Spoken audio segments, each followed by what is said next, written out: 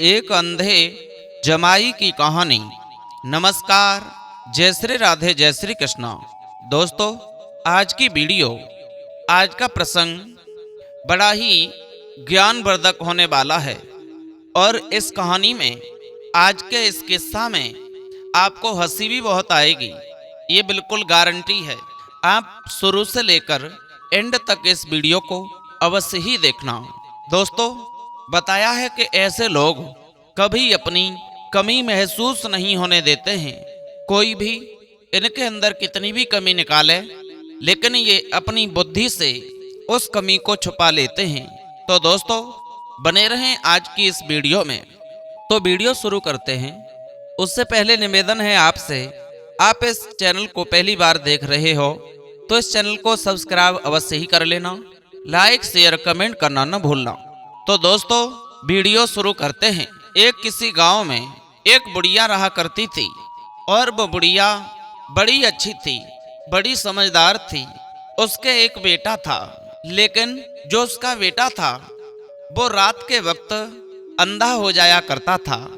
यह बीमारी उसके जन्मजात की थी, यानी जब से उसका जन्म हुआ था उसी समय से वो जब तक सूरज निकलता था तब तक तो उसे दिखाई देता था।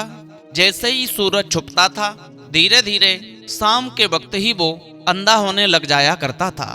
दोस्तों, उस बुढ़िया ने जैसे तैसे गोलमाल करके उस बात को छुपा करके एक रिश्ता ढूंढ निकाला और अपने बेटा की बड़ी सुंदर सुशील लड़की के साथ में शादी भी कर ली।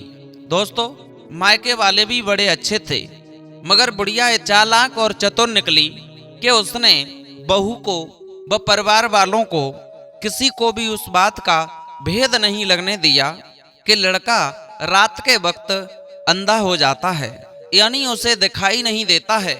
यह बात वो कब तक छिपा कर रखती। शादी के बाद पहला त्योहार दिवाली का आया। दोस्तों, परंपरा के अनुसार लड़की के घर से न्योता आया है, यानी अपने दामाद को बुलाने के लिए निमंत्रण आया। बिटिया और दामाद को बुलाने के लिए कहा। कुछ कुछ जगह यह नियम हुआ करता है कि जब भी कोई त्योहार आता है, शादी का पहला त्योहार ससुराल में आकर के बड़े धूमधाम से मनाते हैं।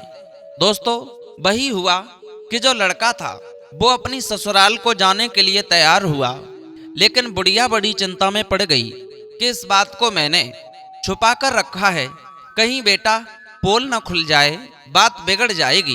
दोस्तों, उस बुढ़िया ने अपने बेटे को समझाया, जवाब दिया, बेटा बड़े सावधानी से रहना है और तुम जल्दी से दिन में ही जाना और रात्रि में वहां रुकना। इधर उधर ज्यादा टहलना मत, घूमना मत, क्योंकि रात में तुम्हें दिखाई नहीं देता है, तुम अंधे हो जाते हो। और सुबह जैसे ही सूरज निकले उसी वक्त तुम अपने घर चले आना। दोस्तों, आज वो लड़का जब ससुराल में जाने के लिए तैयार हुआ, अपनी पत्नी को साथ में लेकर के गया। जब वो पहुंचा है कहाँ, अपनी ससुराल में, कोशिश तो उसने बहुत की, लेकिन वहां पहुंचते पहुंचते उसे शाम का वक्त हो गया, सूरज छुप गए, अंधेरा हो गया। तो उसने ये सोचा कि मैं कहीं रास्ता में ही रुक जाऊं, दूसरी जगह में कहाँ भटकूंगा, ज्यादा अच्छा नहीं है, क्योंकि रात्रि के वक्त मुझे दिखाई भी नहीं देगा, पता नहीं कहाँ पड़ा रहूंगा। होता क्या है कि वो लड़का जो था वो ससुराल में पहुंच तो गया था, लेकिन उस गांव में पहुंचा था जिस घर में ससुराल थी वहां नहीं पहुंच पाया। गांव से बाहर एक कूड़े का ढेर पड़ा हुआ था, उसके पास में जाकर के वो लड़का बैठ गया और उधर उसे आंखों से दिखाई देना बंद हो गया। उधर क्या होता है कि उस लड़का की सास, वो बुढ़िया, सर पे कूड़ा रख करके और जब डालने के लिए गई तो जाते ही जाते उसने जब भूरा समझ करके उसके ऊपर कूड़ा फेंका, तो वो सारा का सारा कूड़ा उस व्यक्ति के ऊपर, यानी उस दामाद के ऊपर फेंक दिया। जैसे ही उसकी नजर पहुंची, अरे ये तो हमारे दामाद हैं। बेचारी शर्म की वजह से वहां से शर्मा करके भाग आई। हो सकता है कहीं ये पेशाब पेशाब करने को बैठे होंगे। वहां से जब वो भागी अपने घर की ओर, और वो सोच रही थी, बताओ इन्हें रास्ता में कहीं टॉयलेट करने के लिए जगह ही नहीं मिली, जो गांव के नजदीक आकर के और वो भी भूरे के किनारे बैठ करके पेशाब कर रहे हैं। इन्होंने तो थुका करके रख दिया। इस तरह से बड़ी जलील कर रही थी वो अपने दामाद को। उधर क्या होता है, उसी का लड़का, उस सास का लड़का करीबन 10-12 साल का था। वो भैंस को चरा के लेके आया और भैंस को बांध करके उसने, और माँ ने कहा, बेटा अरे तुम्हारे जीजा जी आ गए हैं और वहां भूरे के किनारे बैठे, और मैं गई थी कूड़ा डालने, लेकिन धोखे से उनके ही ऊपर कूड़ा गिर गया। अभी तक वो नहीं आ पाए हैं, इसका मतलब वो हमसे गुस्सा हो गए। कहीं ऐसा न हो वापस ही लौट जाएं, तो तुम जाओ और जाकर के बुला के लेके आओ।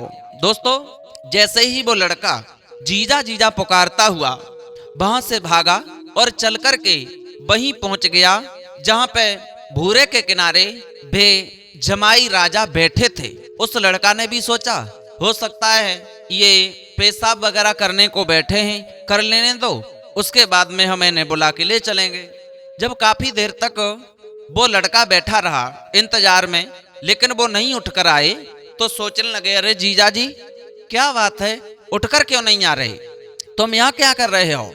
एकदम से वो सोचने लगे कि यदि हमने ये बता दिया कि मुझे दिखाई नहीं दे रहा तो मेरी बेइज्जती हो जाएगी। जो मेरी माँ ने कहा था उस बात पर पानी फिर जाएगा, वो बात सत्य हो जाएगी।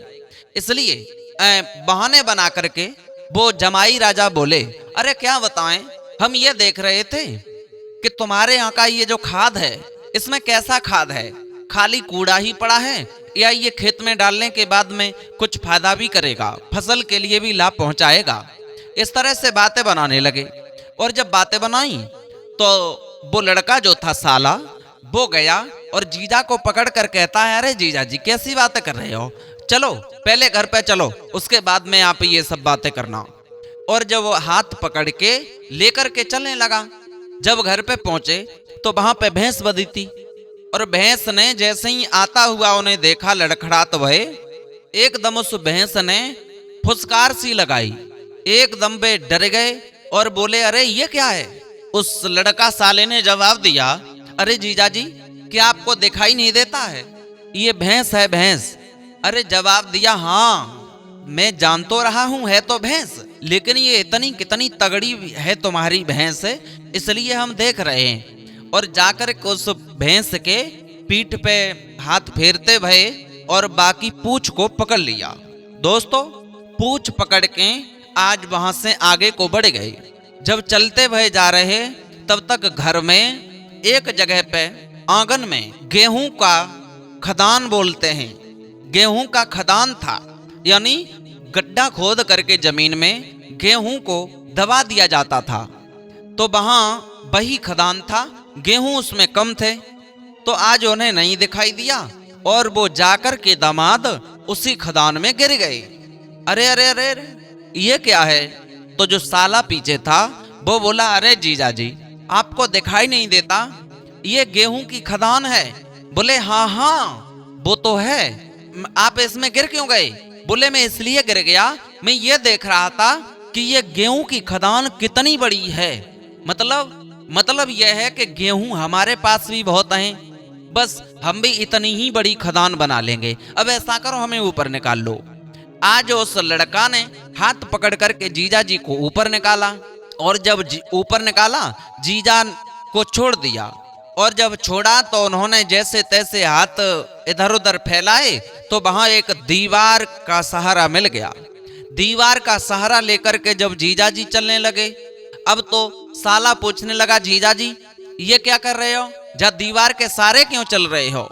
जवाब दिया, अरे मैं दीवार के सहारे चल नहीं रहा, बातों में बहला रहा है अपने साले को वो दामाद। कहता है मैं दीवार के सहारे चल नहीं रहा, मैं ये देख रहा हूं कि इस दीवार की कितनी लंबाई है, एक दीवार हमें भी ऐसी ही बनानी है। दोस्तों, जैसे ही वह दीवार के सहारे चलते गए और उसी दीवार के सहारे एक बैल बंधा हुआ था, बैल। और जैसे ही उस बैल के नजदीक पहुंचे और वह बैल ने एकदम से अपने सींगन पे रखे और उठा के फेंक दे। जैसे ही दोस्तों उनको दूर उठा कर के फेंका, अब तो जीजा जी अलग डरे जवाब दिया ये क्या हुआ? साले ने जवाब दिया जीजा लग गई होगी। बोले ये क्या था जिसने हमें उठा करके फेंक दिया? बोले ये बैल था। बोले बैल तो था, वो तो मुझे भी पता है, लेकिन ये तो ऐसा यमराज की तरह था जो इसने उठा करके फेंक दिया। हमारे घर में भी तो बैल हैं, मैं इसलिए पूछ रहा हूं ये क्या था। अब साला चुप रह गया, उसने कुछ नहीं कहा। बोले चलो काफी समय हो गया, रात्रि का समय था।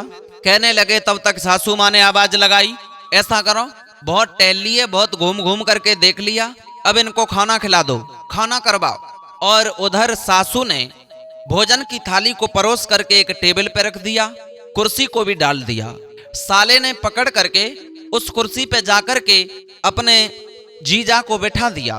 दोस्तों जैसे ही वे जीजा बा कुर्सी पे जाकर के बैठे और एकदम हाथ बढ़ाए के उन्होंने जैसे ही देखा तो वहां थाली यानी भोजन की थाली दिखाई दी। हाथों से मालूम पड़ गया कि ये भोजन की थाली है। तब तक क्या हुआ कि वो सास जो थी वो तो भोजन परस ही रही थी, तो वो लेकर के कुछ और सामान आई, लेकिन उनके हाथों में थी चूड़ियां, बहुत सी चूड़ियां थी और वो आपस में खनक रही थी, बज रही थी। और जैसे ही खनकती चूड़ियों की आवाज को सुना उस दमाद सोचने लगा हमें ये मालूम पड़ रहा है थोड़ी देर पहले जिस बैल ने हमें उठा करके फेंका था और ये वही बैल हमारे पास फिर आ रहा है मारने को।